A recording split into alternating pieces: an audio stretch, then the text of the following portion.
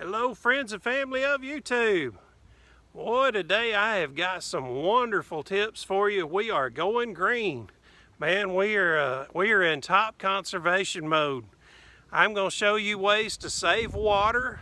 I'm going to show you ways to save space in your refrigerator. I'm also going to show you ways that you can save on your electricity. So you're going to love a lot of these tips, and be the first time I've shared a lot of them with you. So hope y'all enjoy. Here we go. Well, I tell you what, I got some tips that no matter if you've been a seasoned pro or you just doing a weekend warrior or whatever, I have got some tips I know you're going to love. The first one I want to share with you is water conservation. When you are starting your shower and you turn on the hot water, you're going to get cold water for a little while. Let that cold water run into the pitcher, and that way you can either make Kool-Aid with it, or you can wash out your dishes with it later on, or you could even pour this water right back into your holding tank. So that way you're not just letting good water go straight down the drain. Now some of you are going to laugh that I'm sharing this tip, but some of you don't even know about this. This is a cutoff switch. When you turn on your shower, you can turn this switch on and off, and that will stop the water. What that allows you to do is you can turn it on and you get yourself all wet and get wet all over. Anyway, you turn it off, and now you can lather up. Once you get lathered up, you turn the switch back on and you can rinse yourself off. My first RV did not have one of those, so it was a little while before I discovered it in my newer RV. Now, I will also show you a good trick that my RV, I never use the toilet in there other than to pee. So if I was in a position that I needed a toilet other than to pee in, here's what you do. You take a bucket, put you a Walmart bag in there. You probably need to put 2 or 3 because these things are bad about having holes in the bottom of them, so put you a couple of them. And you can get sawdust. I'm a woodworker, so I have plenty of sawdust, but at Walmart you can buy a big bag for about $5 over in the pet department. So what you do is you just pour your sawdust in there. You take care of business. Once you get business taken care of, put a little more cedar sawdust in there, and you take the bag, wrap it up, throw it away. Alright, well, remember the water that I had earlier from the shower while I was waiting on the water to warm up and I poured out that cold water. I can pour some of that cold water in here and a little bit of soap, and I can soak my silverware in here. Of course, you can see this is plasticware. Get a lot of mine from Wendy's and other places like that. So I can let it soak in here with some soap and clean it later on, and that way if it soaks in there for a while, it'll be much easier to clean. So not only are you saving on water, but you're also saving from throwing away this plasticware and having to buy forks and knives and stuff every couple of days. Now, I tell you what, I love Dawn dishwashing liquid. That stuff works wonders. But what I like to do is take a bottle like this. You can get it for $1, or you can reuse any other bottle. But anyway, you put plenty of water in here and put you a couple of drops of Dawn. And when you get ready to wash your dishes, all you do is spray down your dishes and let it soak that way. And then you can rinse it off or wipe it off. But if not, what you would have to do is you would have to hold this skillet under the faucet and let it get wet. Get another one and stick it under there. You're running water the whole time you're trying to do it. But if you're using this spray bottle, you've got your water, your soap, and everything all in one. So that eliminates you from having to use a lot more water to clean your dishes. Now also what I want to point out is many people, and I've been bad about it myself, is I take my worst skillet and put it in the RV because I'm thinking I want the good skillets in my home and I want my bad skillets in the RV. Well, a bad skillet is going to stick, it's going to make a bigger mess, it's going to be harder to clean. So really you probably should have your best skillet in your RV, because you want something that's easy to clean and not going to take up a lot of water trying to get it cleaned.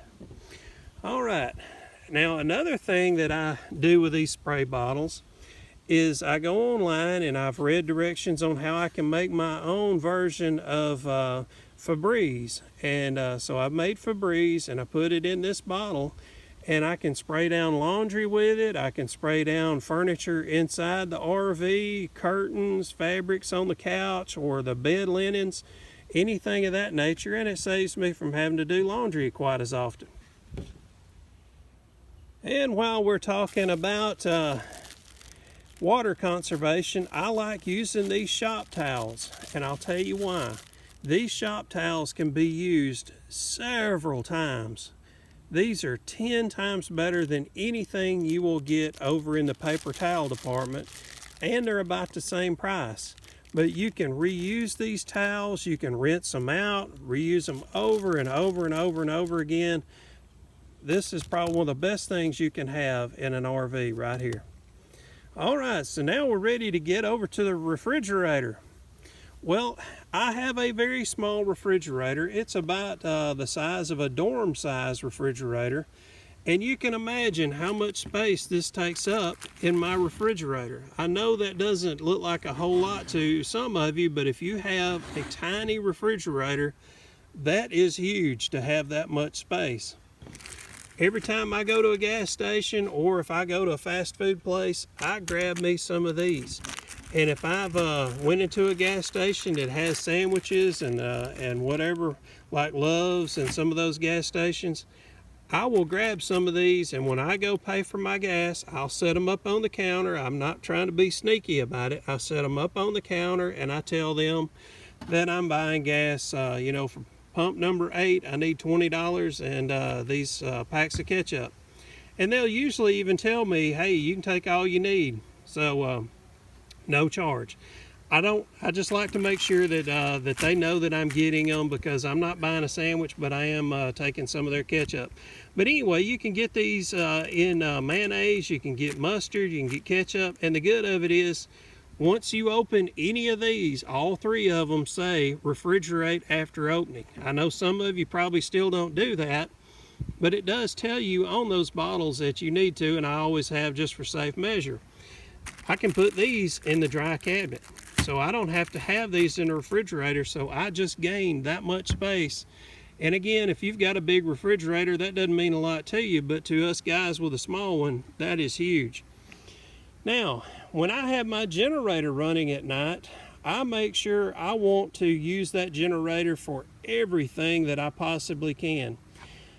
I've got my air conditioner on, I've got my refrigerator turned over to electric, and if my water heater had electric mode on it, I would also be utilizing it.